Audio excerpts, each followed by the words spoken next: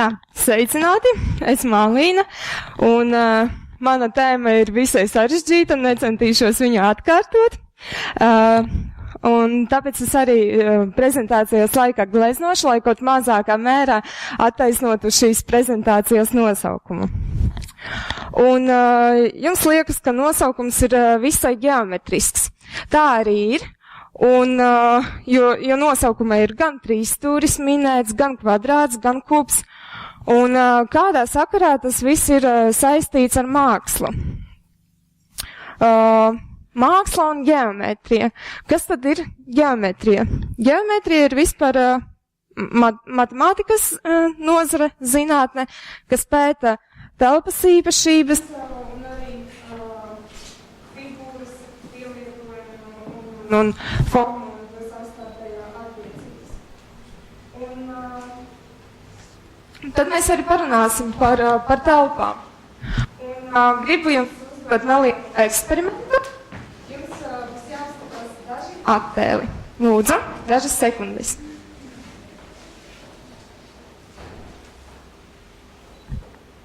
Jautājums. Varbūt kāds no zāles var atbildēt. Droši. Pirmā, otra rinda. Elvis Preslīs bija redzams, jā. Un ir kāds pamanījis, kas bija attēlots pirmajā attēlā gleznās? Nav atbildes. Tieši tāpēc, un jautājums varbūt šajās telpās būtu labāk redzami darbi. Tas arī ir mans mērķis, noskaidrot, kādā telpā ir labāk izstādīt mākslas darbus. Un kas tad ir baltais kubs? Baltais kubs ir unikāla telpa, kurā integrējas un vienlīdzīgi labi jūtas visi mēdī, gan fotogrāfija, gan gleznas, skulptūras, un tā ir universāla telpa, kurai tiek piešķirta sakrālā nozīme bez mazvai.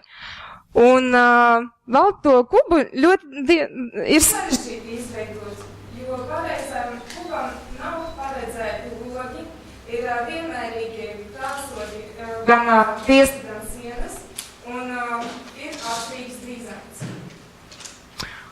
Un balto kubu pirmo reizi ir izveidojuši arhitekts un galerists.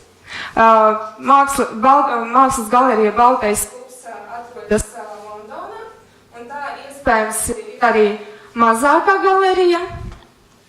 Un visas sienas, protams, tur ir baltā krāsā.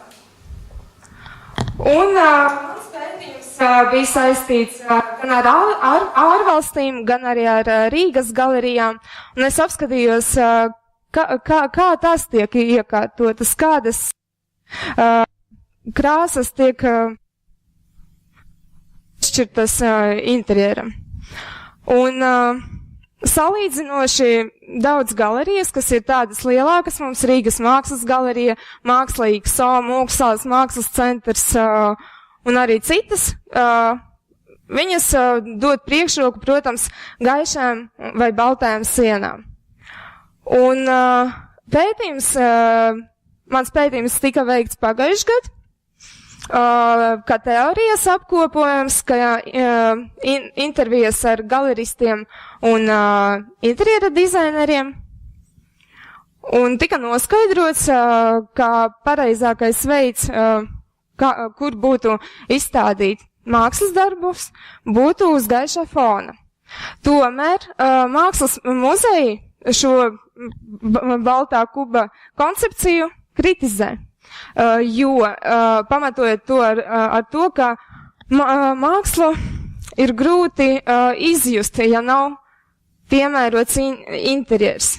Tas ir, ja interjerā ir baltas sienas tikai, tad māksla ir grūtāk uztverama.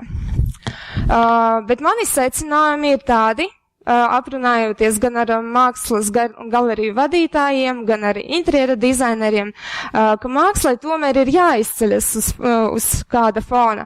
Jo agrāk mākslas darbus ierāmē zeltītos dziļos rāmjos, bet tagad baltas sienas ir tas rāmis, kas veido mākslas darba rāmi, to rāmi visu, lai viņš izceļos mākslas darbs.